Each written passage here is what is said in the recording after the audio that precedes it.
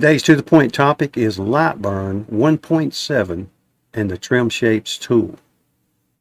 1.7 was made available, I believe, the 24th of September. I loaded it today, the 26th, because that's when I got a notification. And it adds a pair of scissors to the creation tools. Looks a lot like the scissors up top for the cut tool. Just don't get them confused and you'll be all right. So if you select the Trim Shapes tool, you can go to your shapes and you can cut any of these lines. So we'll cut these, and that gives the appearance of that standing. We can cut here on the bottom. Makes it look as though it's laying down.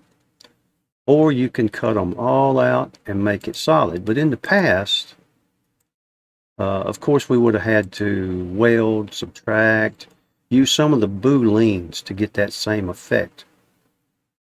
And I believe this will come in really handy. I'm going to click the selector tool. Something else that they added with 1.7, I've mentioned a lot that if you pull from the right, you get a green line, and all you have to do is touch the object to select it. Or if you pull from the left, you get a red line, and you have to completely surround the object. Well, you can see that they've added color to those windows. So now when you pull from the right, you get a completely green window. And it works the same.